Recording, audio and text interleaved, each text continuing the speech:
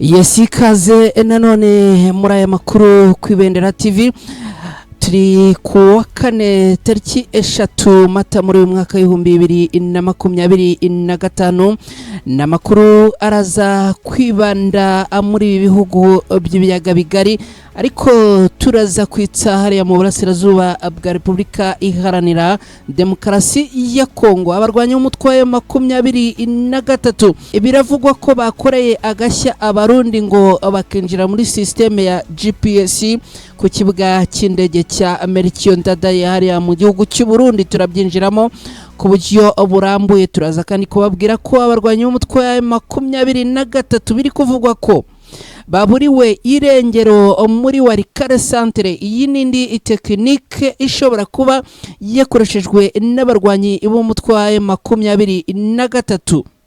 Turaza kubyinjiramo tubirebere hamwe ku buryo burambuye. Turaza kandi kubabwira ko umuriro w'imbunda z'amadubu watumye abakorera mu kwaha kwa leta ya Kongo bahamuka, bigatuma ibindi bice bifatwa na M23. Turabyinjiramo nabyo ku buryo burambuye. Turaza kandi kunyarukira muri Kisangani turebe ibirimo kuhavugwa, dore ko ngo huzuye abasirikare barimo n'ababirigi babaye utujorite. Ibi turaza kubyinjiramo ku buryo burambuye. Nizere ko ubwo mwese muhari hano ku Ibendera TV, nizere ko mwamaze gutera agatebe ubundi muntize umwanya wanyu twinjirane muri aya makuru. Icyo nababwira rero nuko ngusaba gukora araikano ku Ibendera TV, hanyuma kandi niba utari wakora subscribe nyaruka uyiterekeho. Mu gihe ukora subscribe unkundire ukore no kuri ako kantu kameze nk'inzogera ka notification, kugira ngo ubwo tuzajya tugera muri studio ujye uhita ubona amakuru ku buryo utakugoye bitagutwaye n'umwanya munini. Ngibyo rero ibyo tugiye kugarukaho update. Turaza kandi no kunyarukira ku rugamba frontline, ku rugamba turaza naho kwerekerayo mu bice bitandukanye, tugende tubabwira uko ibintu byifashe. Kanya gatoya nta gutinda, nsanga wateretseho like, nsanga wateretseho subscribe, ubundi twinjira muri aya makuru ku buryo burambuye.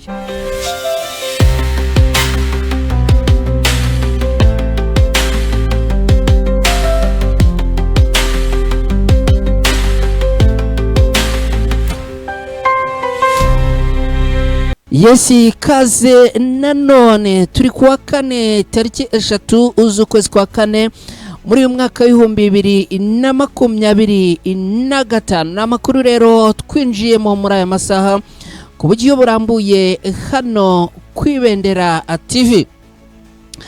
Nimunyemerere aya makuru tuyahere muri teritwari ya Walikale. Biravugwa ko kuva ku munsi w'ejo ndetse no kugeza amagingo yangaya abarwanya umutwe 23 bamaze kuburirwa irengero aha muri Walikale Centre. Kugeza na bugingo yangaya rwose aha muri centre ya Walikale ngo nta mu M23 urimo kuharangwa. Abantu rero bakibaza ngo ese byagenze gute? Icyo nakubwira cyo, hari abavuga ko ari muri za tekinike z'abarwanya umutwe 23. Ibi bintu mbyinjiremo rwose, reka ibi bintu mbyinjiremo mbigusobanure neza ku buryo burambuye kugira ngo nawe ubyumve. Nihagira n'ubikubaza cyangwa nuba urimo kuganira n'abandi bashuti bagenzi bawe, ubasobanurire ibi bintu udasobanya. Abarwanya umutwe 23 ntago baburiwe irengera ahangaha muri Walikale kubera ko batsinzwe cyangwa se birukanwe n'igisirikare cya FARDC. Ntago ari uko nguko ibintu bimeze. Ibi ngibi ibyo kuburirwa irengero cyangwa se byo kuva muri iyi Walikale kwa abarwanya umutwe 23 biri mu mpande eshatu. Ibi bintu biri mu mpande eshatu cyangwa se muri operations eshatu. icyambere mu makuru agaruka ku mirongo y'urugamba cyangwa se front lines dukunda kubagezaho hano ku Ibendera TV akenshi muri aya masaha nababwiye ko abarwanya umutwe wa 23 bafite tekinike nyinshi narabibabwiye. Hari guhindura imyenda, iyo tekinike narayibabwiye yagiye ikoreshwa za Kavumu na za Karehe, bagahindura imyenda bakambara imyenda isa n'iyabo barimo kurwana nabo, wowe ugashiduka bakugezeho ukagira ngo ni mugenzi wawe muri kumwe, ahubwo ukaza gushiduka ubona agashoka karimo kagenda karangiza mugenzi wawe mwegeranye, ubwo nawe ubibona gutyo uhita uyabangira ingata. Iyo ni tekinike imwe. Hari indi tekinike nakubwiye yuko abarwanya umutwe wa 23 bafite tekinike yo kwitsimba, ubundi bakakugota uza wisanga uvuga uti abarwanya ba 23 nta bagihari, ukaza gushiduka bakwinjiyemo bakitsimba. Niba ari urukoma bagasana rwo, niba ari insina bagasanayo, niba ari ibyatsi bagasana byo, we rero ukaza uzi ngo ntabahari, nyamara kumbi mu kanya gato gashiduka bakwinjiyemo ari ukukurangiza gusa. Icyo gihe nta nubwo isasu riba rikora, ni ugukora za bayoneti, ni ugukora twa dushoka twa sniper. Ku bundi murabizi ko sniper hari hose aba afite ibikoresho birimo n'udushoka agomba kwitabaza mu gihe icyo ari cyo cyose. Abakomando ba 23 rero biravugwa yuko kuba batari kugaragara ahangaha byaba ari muri systeme iyo kuba bitsimbye kugira ngo baze kubona uko mu gihe bateguye cyangwa bateganyije bagomba gukora ibikorwa byabo. Iyi ni systeme imwe irimo gutekerezwa ishobora kuba yatumye abarwanya umutwe wa 23 bataboneka ahangaha. Indi systeme irimo gutekerezwa, biravugwa yuko abarwanya umutwe wa 23 baba barimo gutegura ibiganiro neza, dore ko abarwanya umutwe wa 23 bafitanye ibiganiro na leta ya Kongo tariki 9 Mata muri uyu mwaka w'2025. Ibi rero bikaba bivugwa yuko ngo baba basubiye inyuma cyangwa se baba bavuye ahangaha muri Warikare kugira ngo amahanga ndetse n'abandi babone yuko M23 kuva ahangaha muri Warikare ari kwagushyira mu bikorwa ibijyanye n'agahenge bakomeje kugenda abasabwa ndetse binasabwa leta ya Kongo. Iyi ngingo nayo iratekerezwa ko yabiri muzashingiweho kugira ngo abarwanya umutwe wa 23 batsinsure cyangwa se bave ahangaha bakorewe ivuduro aha muri Warikare. Andi makuru aravuga yuko abarwanya umutwe wa 23 baba bahinduye ibirindiro mu rwego rw'uko ahangaha muri Warikare n'ubundi ngo babona ko haba ari ukwiteza ibibazo byinshi cyane gukomeza kuba bahari. Iyi ngingo igasoba, ubundi murabizi yuko ahangaha muri Warikare hari ibirombe byinshi narabibabwiye bicukurwamo amabuye y'agaciro n'ibihugu bitandukanye kandi bikomeye, harimo Ububirigi. Ari nayo mpamvu mu kanya turaza kugaruka ku Babirigi bakomeje guhinduka utujorite. Twagiye tubibabwira yaba ku munsi w'ejo yaba mu minsi yose itambutse, twagiye tugaruka kubirebana n'Ababirigi ndetse bamaze no kwishora mu rugamba ahangaha muri Warikare. Aha rero bahafite ibirombe by'amabuye y'agaciro bacukuramo. Aha biravuga ko ngo hari ibirombe by'Abashinwa, hakaba hari ibirombe byabo muri Canada ndetse ngo n'Abafaransa yemwe na Amerika. Hanyuma rero magingo ya kugira ngo abarwanya umutwe wa 23 badakomeza kwiteranya n'ibi bihugu bikomeye, biravugwa yuko ngo bashobora kuba bakoze wivuduro muri aka gace kugira ngo ibi bihugu nabyo bidakomeza kugira gute kubona M23 nk'ikibazo gikomeye. Ngibyo rero ibirimo kuvugwa ahangaha muri Warikare. Nta gutinda, ni munyemerere kuri front line twinjire mu bijyanye n'umuriro w'imbunda z'amadubu watumye abo ku ruhande rwa leta ya Kongo bahahamuka, abandi bariruka, ndetse magingo ya ibice bimwe na bimwe ngiye kubabwira byafashwe n'abarwanyi b'umutwe wa M23. Abantu mudukurikiye cyane cyane abo duhuriye muri groupe y'abakunzi ba Ibendera TV, mwese ndabashimira cyane. Abantu badukurikira baherereye muri leta zunze ubumwe za Amerika ndabashimira, abaherereye mu bice bitandukanye, mu ntara zitandukanye, mu turere dutandukanye tw'u Rwanda ndabashimira cyane. By'umwihariko abaherereye muri Repubulika Iharanira Demokarasi ya Kongo, mu Burundi, mu Bugande, muri Afurika y'Epfo, muri Cameroon, muri Canada, mu Bubiligi no mu Bushinwa, mwese mbahaye ikaze nanabashimira. Ni mwigire hino rero mwakire inkuru y'uko abarwanyi b'umutwe wa M23 bafatanyije na Twirwaneho bakitwa Amadubu bamaze gufata ibindi bice. Mwigire hafi ubundi mubyumve, mwigire hafi mwakire aya amakuru rero aturuka muri Uvira.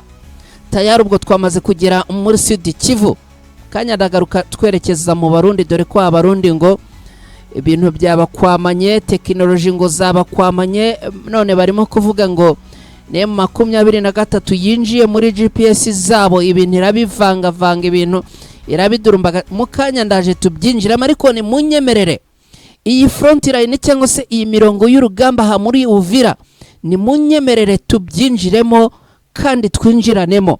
Ubwo nizere ko wamaze guterekaho like yawe. Hari abantu bambwiye ngo iyo ndi kubagezaho aya makuru baba bumva baryohewe, ariko nanjye iyo mbona wamaze guterekaho like yawe mba numva ndyohewe. Iyo subscribe mbona urimo kuyiterekaho zizamuka mba numva ndyohewe, hanyuma kandi nkumva ndyohewe by'indenga kamere iyo mbona wakoze no kuri ako kantu k'inzogera. Ese wari uzi ko mbibona? Iyo ukoze subscribe ugakora no kuri ako kantu kameze nk'inzogera bakita notification sound, notification sign, no kuvuga signe de la notification. Iyo ugakozeho rwose mba numva bindyoheye cyane. Hanyuma rero ihuriro Alliance Fleuve Congo ribarizwamo na M23 ryiyongeyeho abarwanyi batwirwaneho bakitwa Amadubu bamaze kugenda bakora agashya muri ibi bice bikikije uyu mujyi wa Uvira. Iyi nkuru ivuga ko ihamuka yaba ku ruhande rwa leta ya Kongo ikubiye mwibaruwa ndetse yagiye hanze igaragaza ko yatanzwe cyangwa se yashyizwe hanze n'abarwanyi ba Wazalendo, aho yerekana ko imijyi irimo uwa Uvira, Makobora cyangwa se Makobora n'umujyi uzwi nko kwa Nundu bigiye gufatwa n'abarwanyi b'umutwe wa M23 na Twirwaneho. Mwabantu mwe ndagira ngo munyumve neza muri iyi nkuru. Ibaruwa yatangiye gucicikana ku mbuga nkoranyambaga kuva mu ijoro ryakeye, ikaba irimo amakuru avuga ko abarwanyi ba M23 hamwe na Twirwaneho bafashe imisozi ya Shene, ya Mutimba cyangwa se Mitumba. Muri urwo rwego ngo hakaba bashaka kugaba ibitero muri Uvira no muri mijyi mito iri muri teritwari ya Fizi. Nkuko ibaruwa ibisobanura ngo abarwanyi bazatera ibi bice baturutse mu bice byo kwa Rumamfura, Tahiro, Kirumba, Nyakirango, Kahuna, ngo bakazamanuka no mu Gikozi cyangwa se mu Gikozi bakerekeza Kirwa no muri Gafinda bagafata umujyi wa Uvira. Iyi ni inzira imwe rwose aba Wazalendo bamaze kubona ko ishobora kwifashishwa na Twirwaneho na M23 binjira mu mujyi wa Uvira. ibi bikaba ari ibivugwa na Wazalendo mu mboni zabo, ndetse bamaze guhahamuka, ubwoba bwamaze kubuzura, ndetse ngo barimo gutabaza leta ya Kongo ngo yohereze abasirikare benshi baze gutanga umusada ahangaha, kubera ko barabona bugarijwe isaha n'isaha. M23 ngo yabivugana. Aba Wazalendo kandi baravuga yuko ngo indi nzira M23 ishobora kunyuramo ifata iyi mijyi mito iri muri teritwari ya Fizi, ngo ari ukunyura mu Gihamba bagakomereza Nyawaranga, ubundi bakerekeza ahangaha muri Fizi, ubundi bakarangiza ibintu. Iyi baruwa rero igasoza isaba ihuriro rya leta ya Kongo, cyangwa se ihuriro ry'igisirikare cya leta ya Kongo, kongera cyangwa se kwihutana abasirikare aha muri Uvira ndetse no kwa Ambogo no kwa Nundu, kugira ngo ibice bitazafatwa n'abarwanya umutwe wa M23 yifatanyije na Twirwaneho. Magingo ayangaya ariko Wazalendo nubwo bahiye ubwoba bw'imirindi ya M23, ibi bice ngo biracyagenzurwa na abarwanyi b'u Burundi ndetse n'igisirikare cya Kongo. Amakuru akavuga ko Twirwanaho kugeza ubu ngubu ngo irimo kugenzura ibice byo mu cyo hagati, Mikenke ndetse na Minembwe. Abarwanyi ba Wazalendo bakaba bakomeje gushya ubwoba, bavuga yuko ngo ikirimo kubahahamura ari uko ngo ingabo za FARDC ziherereye mu bibogobogo imbaraga bafite ari nkeya, ndetse ngo bakaba bakomeje bahunga aberekeza Baraka, bava aha mu bibogobogo, nyuma yaho ngo imirwano hagati ya Twirwanaho na Wazalendo yabereye kwa Murima no mu Rusuku, mu birometero bike uvuye aha mu bibogobogo, yasize abarwanyi bandagajwe n'abarwanyi b'umutwe wa M23. M23 ngo yarabandagaje, irabakubita, ibaha isomo, ibaha ikigwa, barangije bakorwa n'isoni, ubundi barirukanka bava bibogobogo berekeza ahangaha kwa Baraka cyangwa se Ibaraka, bitewe nuko ubyumva. Magingo ayangaya ngo aha bibogobogo haracyari abasirikare bake ba FARDC na Wazalendo, ngo bayobowe n'uwitwa Colonel Ntagawa Rubaba cyangwa se Rubaba, naho ngo ababarirwa mu magana abayobowe na Colonel Karateka bakaba ngo bamaze kuyabangira ingata, barahunga. Ibintu bikomeje kugenda bifata indi ntera. Mukanya ndaza twerekeza Kisangani. Ndababwira ko hari abasirikare benshi bo ku ruhande rwa FARDC bamaze guhinduka utujorite, ndetse ngo n'ingabo z'Ababiligi. Mukanya ndaza twerekeze Kisangani, ariko nimunyemerere twerekeze iyo mu Burundi. Nimunyemerere dukubitire iyo mu Burundi. Biravugwa ko ngo M23 yinjiye muri systeme ya GPS ku kibuga cy'indege cya Melchior Ndadaye mu Burundi. Imbuga nkoranyambaga zirimo kuvuga ko ngo systeme yo kuri iki kibuga cy'indege yamaze guhungabana, aho abakoresha imbuga nkoranyambaga batandukanye, yaba bo mu gihugu cy'u Burundi no muri Repubulika Iharanira Demokarasi ya Kongo, bavuze ko ngo iyi systeme y'iki kibuga yinjiriwe. Bavuze yuko ngo systeme y'iki kibuga cy'indege yinjiriwe, bagashyira mu majwi abarwanya umutwe wa M23. Kanya nahoze ndeba ku mbuga nkoranyambaga, cyane cyane kuri za Twitter zitandukanye z'Abarundi n'Abakongomani, harimo n'abari kuvuga ngo ibi bishobora kuba byakozwe na leta y'u Rwanda. Gusa ariko aba bose nta gihamya n'iyi nimwe bafite cyangwa se bagaragaza.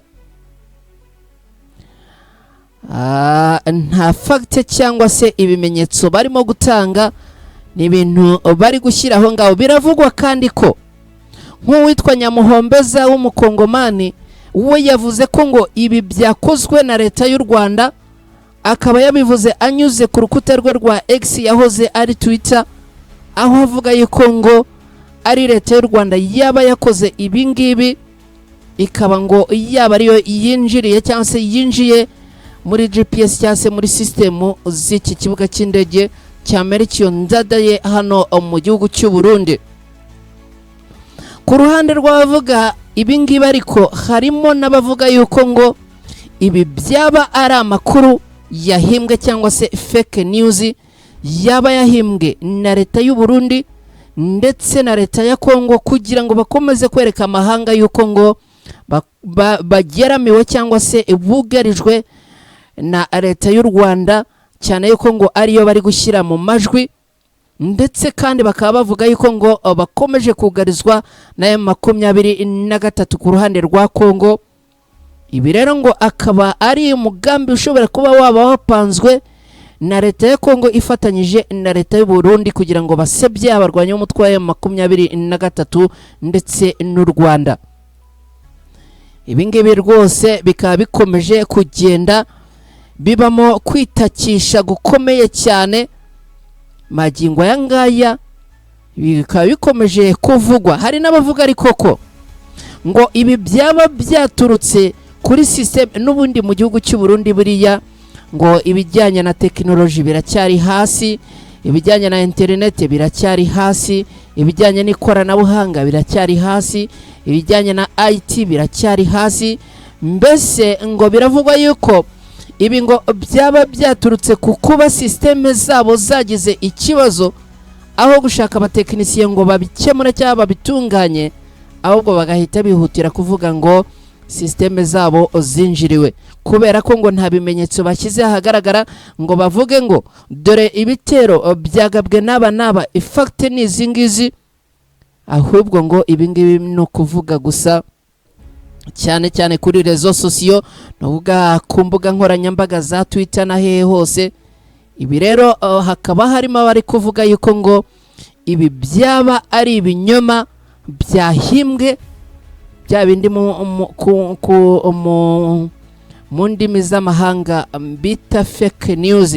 Ibi rero ngo bikaba ari umugambi waba wacuzwe kugira ngo yaba leta ya Kongo na leta y'u Burundi bakomeze kugenda berekana ishusho itari nziza mu ruhando rw'amahanga, berekana ishusho cyangwa se basiga icyasha leta y'u Rwanda ndetse n'abarwanyi b'umutwe wa M23. Ngibyo rero uko byifashe, ahubwo ndi munyemerere ibyacu nta gutinda kuba kurimo, ariko ni munyemerere gatoya kugira ngo twerekeze Kisangani.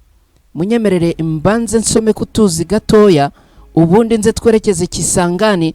Ubwo ndaza nsanga bamaze guterekaho like, kuko ndabona like rwose mutaziterekaho ngo nzibone, ndabona subscribe mutarimo kunyeganyega ngo mbabone, ntago murimo kubinkorera neza, kandi ubwo muba murimo kunyereza bya bindi byo kuvuga ngo reka mfate iminota ingahe ngo mubanze muterekeho like. No, mba ngomba kubaha amakuru, hanyuma ubundi ibindi namwe mukabikora nk'uko mubyumva.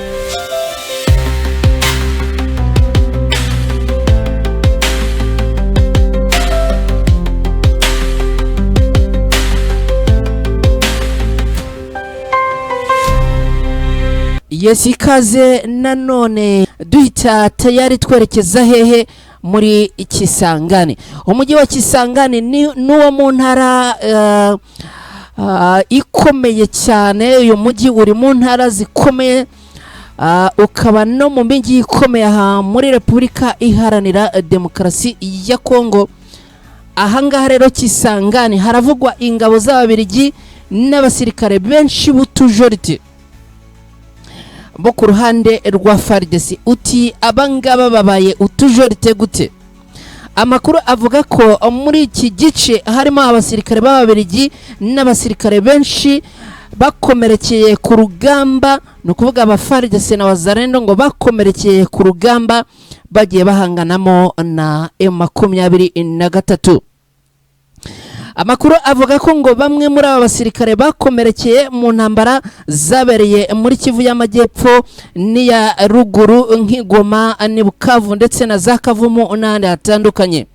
Andi makuru akavuga ko ngo ingabo z'Ababiligi zageze muri iki gice mu byumweru 2 bishize, aho ngo zahawe intego ebyiri yo kurinda ikibuga cy'indege cya Bangoka ndetse ngo no gutoza abasirikare ba FARDC kurwana na M23, nubwo ngo baje kubirengaho bamwe bakishora mu mirwano, bamwe bakishora mu ntambara, ahubwo bikaza kurangira bishoye mu mirwano na M23, ari naho havuye abakomeje kugenda bapfa umunsi ku munsi. Na amakuru kandi avuga ko muri iki gice cya Kisangani umwanya uwo ari wo wose gishobora gufatwa n'abarwanyi b'umutwe wa M23. Ngo ibingibi bakabihera ku kuba ngo abasirikare benshi ba FARDC barimo utujorite ngo nta mbaraga bagifite, abandi ngo bakaba barimo kumva imirindi y'abarwanyi b'umutwe wa M23 bakihisha, abandi bagakizwa n'amaguru. Kugeza magingo yangaye cyakora abarwanyi b'umutwe wa M23 bo bakomeje kugenda ngo bahanganira n'ingabo za leta ya Kongo mu birometero 430 uvuye mu mujyi wa Kisangani werekeza Iwarikare. Bivuze ko ngo intambara ikiri kure y'uyu mujyi, ariko ngo nubundi mu gihe cyase mu isaha n'isaha abarwanyi b'umutwe wa M23 ngo babafashe uyu mujyi, kubera yuko ngo bari mu ntera nkeya cyane z'umujyi muto wa Rubutu. Ibintu rero bivuga ko ngo mu gihe baramuka bafashe Rubutu, byanze bikunze ubwo ikirenge cyaba cyamaze kugera tayari muri uyu mujyi. Kisangani niho hari birindiro bikuru bya zone ya 3 y'ingabo za FARDC ikuriwe na Lieutenant General Pacifique Masunzu, uwo bene wabo b'abanyamurenge bashinza kwihakirizwa kuri leta ya Kinshasa akica abanyamurenge. Magingo yangaya rero ahanga ngo ibintu bikomeje gukomera cyane rwose, ngo bivuga yuko abarwanyi b'umutwe wa M23 isaha n'isaha baba tayari bafashe uyu mujyi ukajya mu maboko y'abarwanyi b'umutwe wa M23. Ngibyo rero ibirimo kuvugwa updates ku rugamba, updates mu makuru atandukanye tuba tugenda tubagarukiraho. Ubwo twizere ko mukomeje kugubwa neza, hanyuma reka mbashimire cyane, ubundi dusoreza ahangaha. Nizere ko like yawe hano ku Ibendera TV yari ingenzi, subscribe yawe nayo ndayitegereje 5 kuri 5. mu gihe uterekaho subscribe wibuke no gukora kuri ako kantu k'inzogera, ndakwinginze rwose nyemerera uterekeho subscribe yawe, kandi mu gihe witerekaho wibuke no gukora kuri ako kantu k'inzogera, ubundi dusubire mu masaha atandukanye makuru n'ubundi aba atandukanye tuba tubagezaho. Ibihe byiza kuri mwe mwese aho muherereye hose.